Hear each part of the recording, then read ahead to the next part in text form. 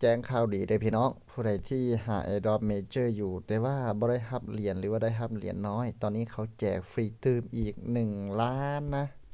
1ล้านเหรียญนะเขาแจกฟรีอีกเติม1ล้านเหรียญเด้อผู้ใดที่ลิ้นอยู่ใน Airdrop ของ Cherry Game นะคันถ้าว่าเชื่อมต่อกระเป๋าถอนไปเรียบร้อยแล้วขึ้นคำว่า processing ตัวนี้ก็บ่ต้องน้อยใจเด้อทางระบบจะมีการสั่งถอนโดยอัตโนมัติเมื่อวันที่28เดือน11ปี2024นะตอนนั้นเงินก็จะเข้ากระเป๋าโดยอัตโนมัติเด้อโอเคที่มีการแจกนั้นเขาก็แจกผ่านกระเป๋าไบบิตเด้อผู้ใดที่ยังบ่ทันมีกระเป๋าไบบิตก็สามารถที่สมัครอยู่ใต้คลิปวิดีโอมีลิงก์ให้สมัครเลยนะหรือใครที่มีแล้วก็ไปหา Airdrop กันเนาะและ Airdrop ตัวนี้เขาจะมีการแจกผ่านในการ Launch Pool เด้อแจกผ่านในการ Launch Pool นะแต่ว่ากฎกติกาในการที่จะได้รับเนี่ยคือต้องแม่นผู้ที่ยืนยันตัวตนผ่านเรียบร้อยนะแล้วก็ต้องมีเหรียญนะต้องมีเหรียญมาฝากจึงจะได้รับเด้อยังอีกเวลาเพียงแต่5ชั่วโมง55นาทีเวลาจะลิสต์เข้าในประเทศลาวเฮานี้ก็คือเวลา 17:00 เด้อเวลา 17:00 ของวันที่22เดือน11ปี24นะก็จะลิสต์เข้าหรือว่าจะเปิดนะจะเปิดในการฝากกินนะฝากแล้วก็ได้ Airdrop ไปนะในการฝากที่จะได้รับ Airdrop ในครั้งนี้เนี่ยเขามีการแจกทั้งหมดอยู่ที่1ล้านเหรียญเมเจอร์นะ1ล้านเหรียญเมเจอร์นะมีการแจกฟรีนะแจกฟรีผู้ใดที่ถือครองสกุล MNT อยู่และก็สกุล USDT และอีกสกุลนึงก็จะเป็นสกุลโทนนะ3สกุลเงินตัวนี้หากว่าใครมีนะ1ใน3หรือว่าจะมี3ทั้งหมดก็ยิ่งดีมีสกุลเงินใดสกุลเงินหนึ่งเนี่ยสามารถเอามาฝากได้เด้อมาฝากแล้วก็จะกินเปอร์เซ็นต์นะกินเปอร์เซ็นต์ตอนนี้เขาแจกเปอร์เซ็นต์ค่อนข้างสูงนะ800%นี่ก็800% 800%นะกินเปอร์เซ็นต์นะเขาก็จะมีการแจกขึ้นมานะหากว่าใครที่เอามาฝากก็จะได้หลายนะอย่างเส้นตัวที่เขามีการแจกมาในตอนนี้กำลังแจกอยู่นะก็จะเป็นเหรียญตัวของ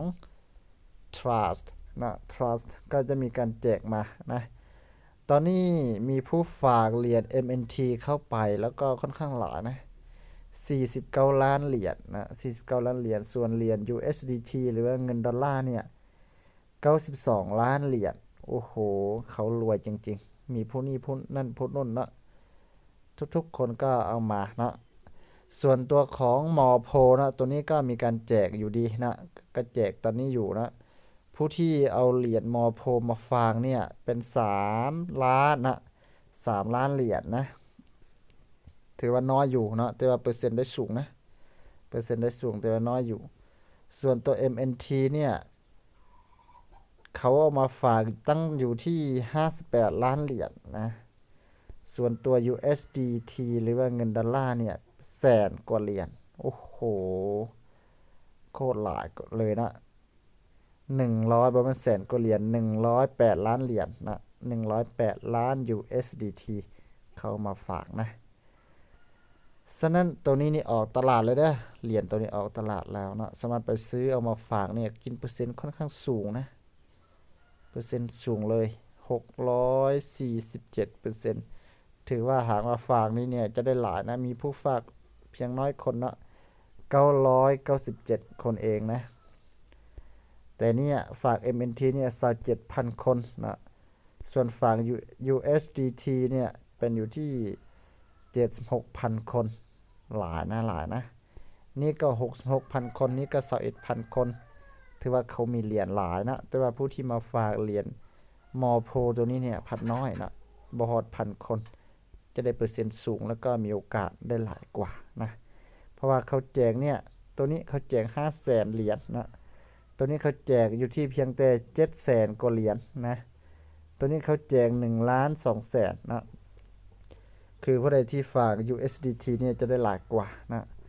จะได้จำนวนเขาแจกก็ค่อนข้างหลายกว่าแต่ว่าผู้คนก็หลายกว่าตัวนี้ก็น้อยกว่าแต่ว่าคนก็ น้อยกว่าก็จะได้รับหลายกว่าอีกเนาะประมาณนั้นนะโอเคตอนนี้เขามีการแจกผ่านการ launch poll อยู่ในกระเป๋าบิตกระเป๋าใบบิตนะยังเหลือเวลาอีกเพียงแต่5ชั่วโมงนะตอนนี้ก็11โมงนะ11โมงตอนเที่ยงตอนสวยนะก็รอจนกว่าฮอดเวลา 17:00 ของประเทศลาวเฮานี่แหละ 17:00 ก็จะมาเปิดให้ทุกคนฝากนะให้เปิดให้ทุกคนฝากเหรียญบ่ว่าจะเป็นเหรียญ MNT เหรียญ USDT หรือว่าเหรียญโทนนะก็ฝากแล้วก็จะได้รับเหรียญเมเจอร์ไปฟรีๆนะนี่คือข่าวดีที่จะมาบอกในมื้อนี้